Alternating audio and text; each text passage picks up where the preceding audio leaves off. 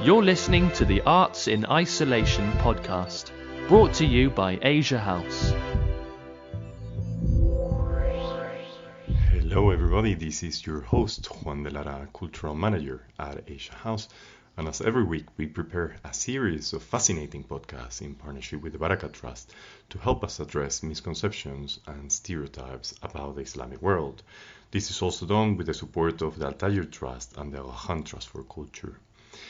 Originally, we wanted today's podcast to be a bit earlier in the month to coincide with Halloween, mostly because the topic is that of the occult sciences related to hidden knowledge. And for this, we have here with us Liana Saif, who is a research associate at the Warburg Institute in London and at the Université Catholique de Louvain in Belgium. She's an intellectual historian specializing in medieval Islamic occult sciences and Islamic esotericism, and also conducts research on the entanglement of occult ideas and practices between the Latin West and the Islamic world in the Middle Ages.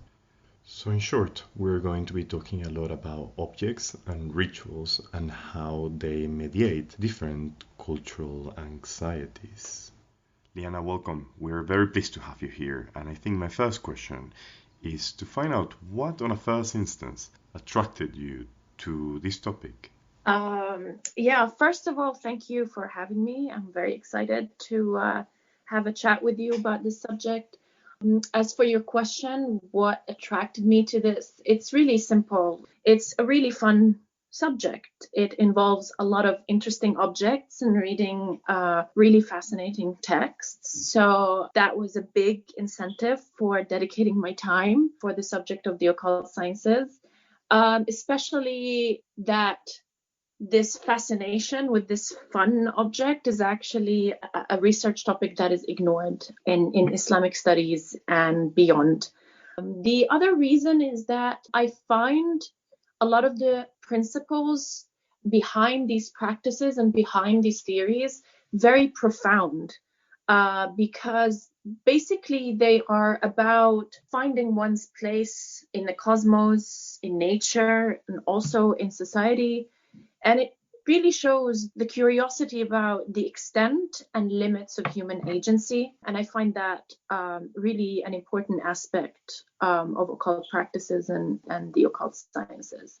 But also it's about objects of power. And so I'm very much interested in the way that agents and authors and practitioners understand their own agency and the power of knowledge that led to the creation of this object and the knowledge that comes after the creation of objects. And so I'm interested in this aspect as well. It is definitely a fascinating topic. And I would imagine that sadly it's filled with a lot of taboo, stereotypes and misconceptions. And I think to start with, it would be good for you to explain to our audience what is the occult and how does it relate to terms like esotericism and concepts like magic, superstition, alchemy, which usually accompany them. Sure. Nowadays, when we hear the word the occult, usually it evokes pejorative, the superstitious, the irrational, the corrupt, but also the demonic and the dark.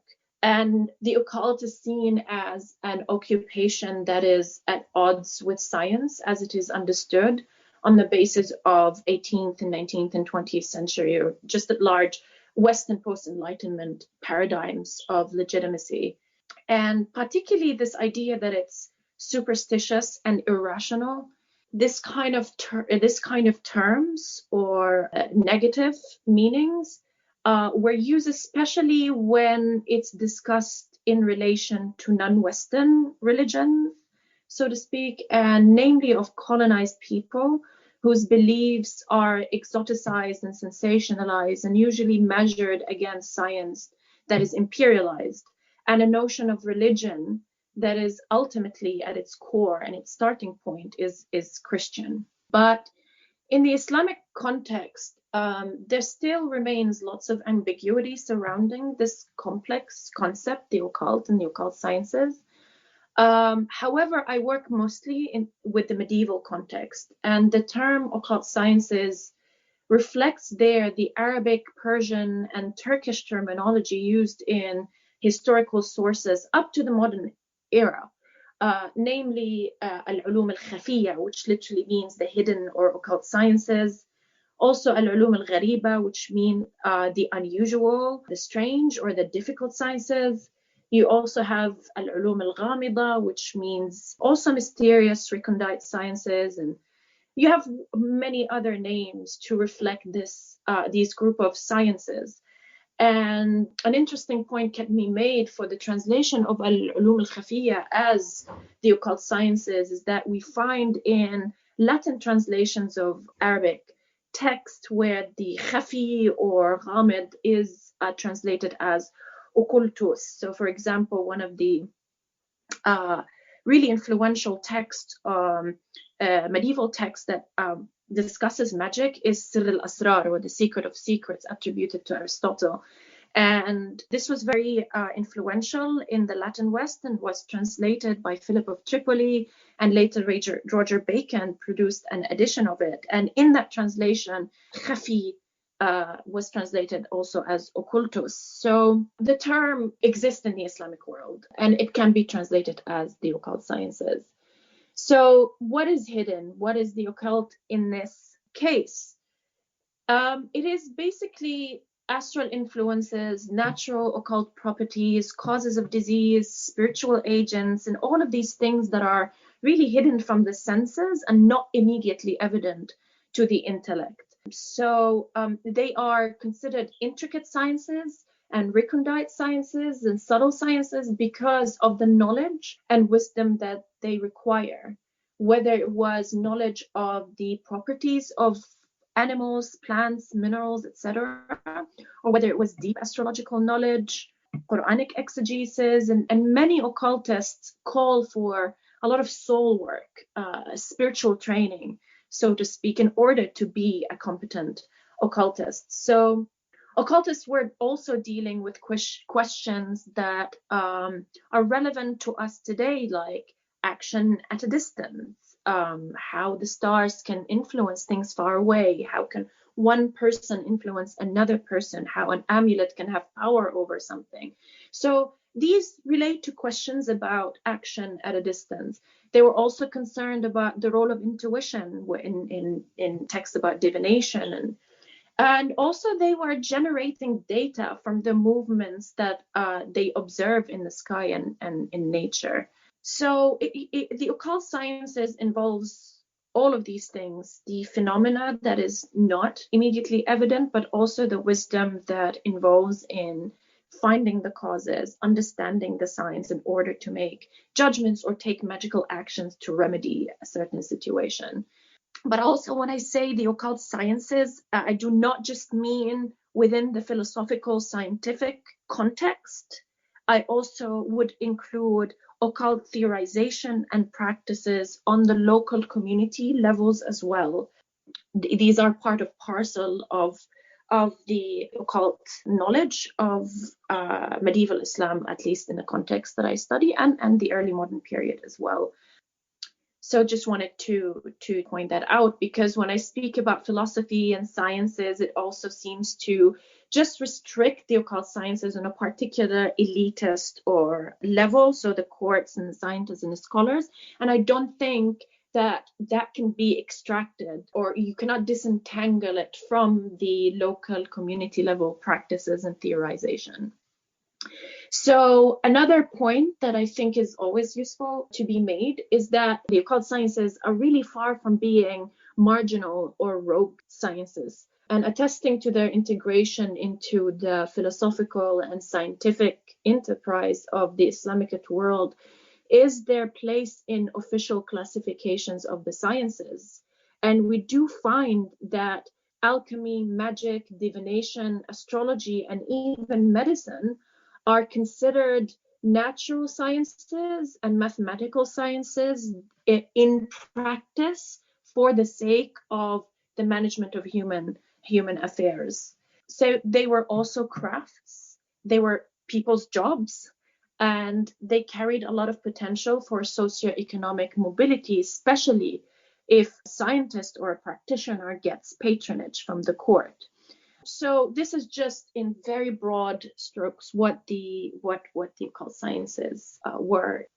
So considering this, one aspect that I find very interesting about these practices is understanding why, on a first instance, are people drawn into practicing them. Well, it's very difficult to say exactly why people are drawn to it, and it is quite personal and context specific. But a good place to start is to look at the purposes of the magical objects, whether ones that survive or ones that are described in text. So in the medieval context, it seems that the talismans and amulets prescribed in medieval texts, and many of those that I saw firsthand, are for the attainment of needs and the assuagement of problems that are ubiquitous. So things like labor pain, poisons and venomous creatures, ensuring health, impressing authority, receiving patronage or support of a king or a leader, but also things that reflect anxieties about love, hate, seeking protection from calamity, from enemies, and revenge.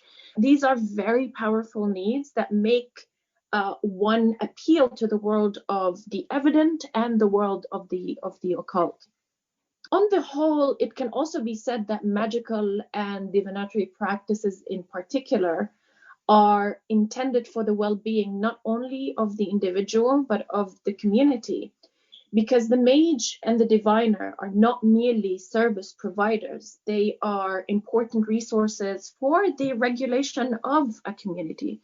To many communities, the mage or diviner is actually someone whose wisdom and knowledge is trusted enough for her to be privy to, an individual or the community's most intimate problems. It's someone who has power to reorder a familiar or group psyche towards the well-being of the whole.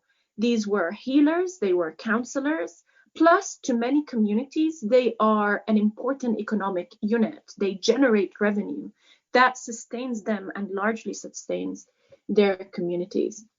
And to answer your question, I find looking at magical and divinatory practices in crisis very telling.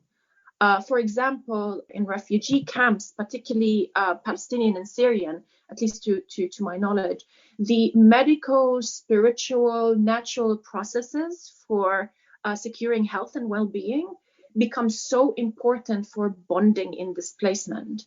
And we see the perpetuation of traditional occult practices among refugees increasing. And a lot of it depended on the transfer of content and maintain historic memory of the traditional context from which they were extracted. On top of that, ultimately, when access to resources of health and general well-being are denied, people return to what worked before. And it worked for individuals in certain ways, and it worked for the community in also certain ways. So studies have actually shown that there is an increased leaning on occult means for health management, especially among women for gynecological concerns, antenatal support, and birthing in the absence of access to this most essential aspect of human life, of women's lives. And in the context of displacement, the nature spiritual realm becomes more accessible than health services and social establishments that manage the affairs of citizens. And I wonder if you think that these aspects are universal, or do you think that they largely differ from one community to another? Although I think you have mentioned this, but I wonder if, say, for example, the experience of medieval Christians was completely different to that of medieval Muslims or Jewish communities. That's a good question that does not have a simple answer, but generally speaking, the most stark difference in experience between the Christian and the Muslim cases, and perhaps also the Muslim and the Jewish cases, is that in the Islamic context, there weren't formal effective condemnations of magical practice. That is not to say that there weren't debates on the legitimacy of the occult sciences, but it did not amount to a concerted, wide-reaching effort at censorship. Ibn Khaldun, the famous scholar and historiographer who died in 1406, famously attacked the occult sciences in almost all of its forms. And some schools had stricter restrictions on magical knowledge and practices. But one, it wasn't effective censorship. And two, its impact on actual practice on the level of local community is anything but clear. And the situation was probably more fluid than we think. The absence of a regulating body like the church meant that there weren't events of persecution like we see in the persecution of witchcraft in the West, and also the formal medieval church condemnation, such as the papal condemnations of 1277 and 1398. And many of the doctrines that were condemned in these belong to the Islamic occult tradition, especially astral magic. And something similar did not happen. And so I think that is the biggest, I guess, difference in reception of magical material in the occult sciences. And I wonder in your research if you have actually found out that the engagement with the occult is somehow subordinated to class or gender. Right. I would say also mostly the research of my colleagues have shed more light on this, and so I'll mention their works. But to start with gender, unfortunately, a text dealing with the occult sciences actually written by a woman has not been found yet. The closest we got is a text on astral magic called Sharasim al-Hindiya, so Sharasim the Indian, which is being studied by Jean-Jacques Coulon in Paris. He is working on a critical edition of the text on the basis of manuscripts that haven't been studied before. And he points out the problems with the identity of Sharasim the Indian as the author of the text, since we almost know nothing about her. And he suggests that she likely may not have been real. She is described in the text as the freed woman of Abu al-Abbas, a client of the commander of believers, indicating that she was in the service of an associate of an unnamed caliph, as Jean-Jacques Coulon shows. Historical record tell stories of maids and women using magic to charm caliphs, especially Harun al-Rashid. This also, of course, reminds us of the 1001 Night, with the caliph's quarter being a space where lots of magic is conjured in tales and also in action. One interesting medieval reference to women and magic that I came across is found in Rasail Ikhwan al-Safa, or the Epistles of the Brethren of Purity, who were a secret anonymous fraternity active in 10th century Iraq. And they left us with a great encyclopedia of philosophical, scientific, and esoteric and occult knowledge. And they dedicate an epistle on the subject of magic, where they distinguish between the magic practiced by sages, assumingly male, and a magic that they describe, and I quote, the special knowledge of women, end of quote. And we are told that these women enchant the minds of vulnerable men and youths by, and that's very interesting, that's their term, that these are the terms found in the text. So the women do this by means of khurafat, so superstitions, and old wives' tales. And the authors describe their inscription as nonsense, as opposed to the inscriptions and images of a male sage. And this is clearly a misogynistic category rather than an indication of reality. And it is interesting that in the 10th century, a term like khurafat, which may be translated as superstition, and also terms like old wives' tales are used also at that time as invectives to other, and in this case to other women. And then later in the 19th century, these were the terms used to other the colonized and the believed of colonized people. So in terms of gender, this is what I have come across, and much more needs to be done. As for class, I guess it depends on what you mean by class. What comes to mind is the process whereby Muslims from economically able strata of the society are now importing ideas, products, and events from West-centric yet global spiritual and magical marketplaces. This marketplace ultimately depends on Orientalist tropes of the sages of the East, of the spirituality of ancient India, etc., which is largely disconnected from living practices and practitioners, and make of them more a spectacle for the mystical edification and entertainment of Western aspirational agents, basically. And with a rising distrust of mainstream political and religious authorities, partaking in this marketplace gives the illusion of being seen. And perhaps illusion is a little bit judgmental, but like makes people feel seen, end up buying a version of Islam that is sanitized and seem more universal and more acceptable, which comes with a host of problems. So in terms of magical material, we have things like New Age practices, even in Wicca and other Western occult tradition. We find them finding their way in the classes who can afford it and have access to that market, and those who are able to code switch to enable the transaction. So that means a person who has a means of globalization available to them, whether it was media or texts or whatever. And this kind of like importing of items and ideas from a largely West-centric spiritual marketplace is evident in places like Turkey and Jordan and Lebanon. And I really highly recommend Sophia Rose Ariana's book, Buying Buddha, Selling Rumi, which was published this year, for those interested in the mystical marketplace and its Orientalist foundations, where she discusses in great detail and in quite an illuminating way that these trends that I've just spoken about.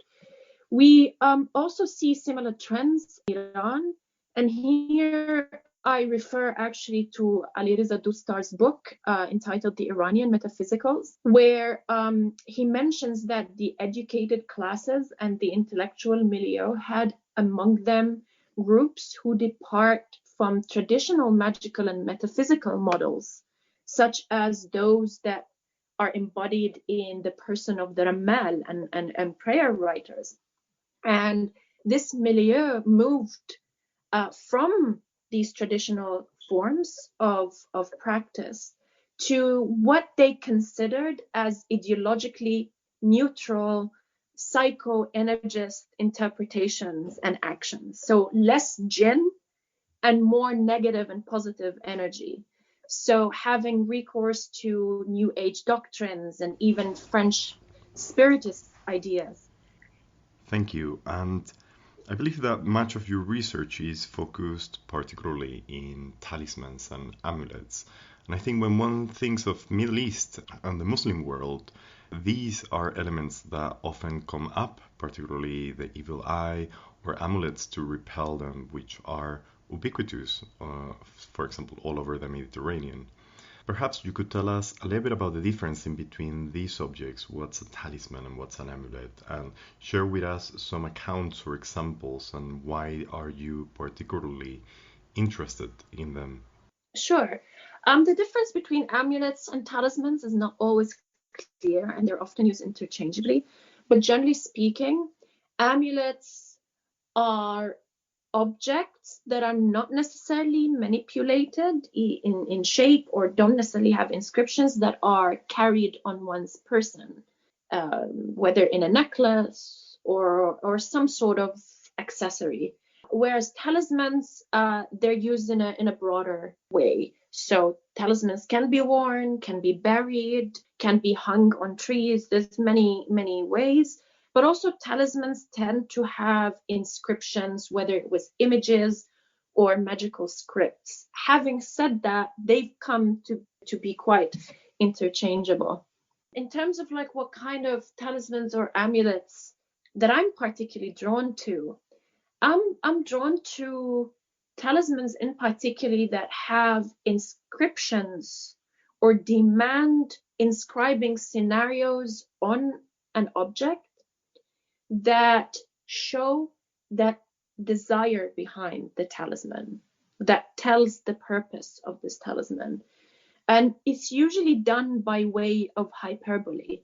For example, in a magic text called the Treasure of Alexander, we find instructions for a love talisman that involves creating an image of a man and another image of a woman, each having an equal number of genitals, like I think 7 or 9, all over their bodies. And in this case, the exaggeration seems to be what communicates the intention to the cosmos, so to speak. So if I didn't have the text, but I see these objects, the first thing that's going to go in my mind, oh, this is for love or for sex or something intimate. So I'm quite a fan of these objects because it makes my life easy for identifying their purpose, but also because the images are fascinating, you know. They really are odd and just take the purpose and expression of purpose to a completely different level that is both edifying and entertaining. And it makes me wonder as well how much entertainment plays in the construction of talismans. But I quite like those ones. But I'm also fond of talismans with magic squares. And so a magic square is an arrangement of a set of numbers in a square grid in such a way that the sums of the numbers contained in each row, column, and the 2 corner to top corner diagonals are equal. A magic square that is actually identified, the magic squares generally are identified by the number of cells in a row. So 3 by 3, 4 by 4, etc. And there's a tradition where each one of these correspond to a particular planet. So it's one way of attracting the power of the planet encapsulated in its correlating magic square. My favorite among these is the 3 by 3 magic square, particularly used to help ease labor pain. So the earliest magic square described in Arabic text is actually found in the 9th century, described by Abu al-Hasan Ali bin Rabban Sahl al-Tabari in his famous work on medicine and natural philosophy called The Paradise of Wisdom, Firdaus al-Hikmah. And the 3 by 3 magic square is prescribed there for difficulties in childbirth. And al-Tabari tells us that the 3 by 3 magic square should be filled on the first row with 2, the numbers 2, then 9, then 4, then 7, 5, 3 in the second row, 6, 1, 8 in the third row. And for difficulties in childbirth, he prescribes taking 2 pieces of pottery from a new earthenware jug or a jar that has never been touched by water. And on each one, you have to draw a 3 by 3 square in which you write out the sums that I just mentioned, so that however you add it up, vertically, horizontally, diagonally, you'll get the number 15. And around each one, you are asked to write 2 verses from the Psalms, and they are brought to the woman so that she gazes at the writings on them. Then you place them under her feet. Then you take a little clay from a swallow's nest and ground it with lily oil. And then the woman's private parts are anointed with it. And a stem of coriander must be gently plucked and its root taken and attached to the woman's thighs. So there you go. That's one of my favorite talismans. Thank you. And somehow I just feel that these practices just to keep the person who's giving birth quite entertained while she endures the pain. I wish we could hear many more of these stories, because I feel that anecdotes and these accounts make this podcast particularly interesting, as these are first-hand narrations experienced by real people. And I think my last question for you really is a reflection, and it's a bit about what we're currently going through, which is whether you think that in times of crisis, like the current health crisis, people often point again their eyes into the occult sciences. I mean, I don't know. Crisis, as I said, brings resourcefulness to people, and that resourcefulness could be also the realm of magic and spirits. But your question makes me think of amulets that are particularly for warding off plagues and epidemics and diseases.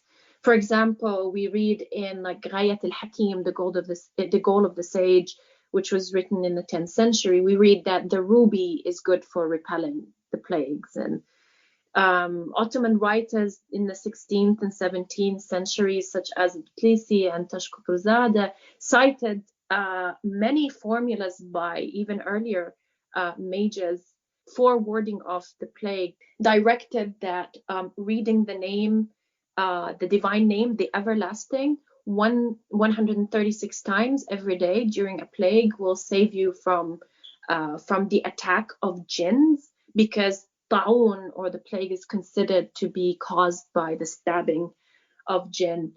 Even the word Islam, to read it 371 times, supposedly will save oneself from the plague.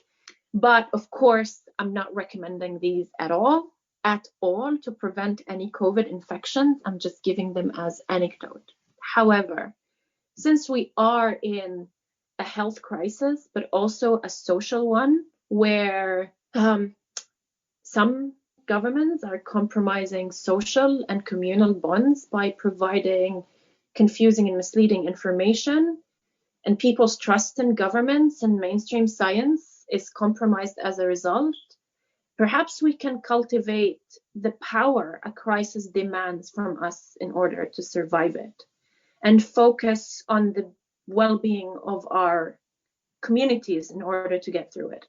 The talisman in this case is the vaccine. And it might sound absurd to some, but medicine at times, as I said earlier, in the classification of sciences, medicine was considered part of the occult sciences because it deals with the causes that cannot be immediately recognized by the senses.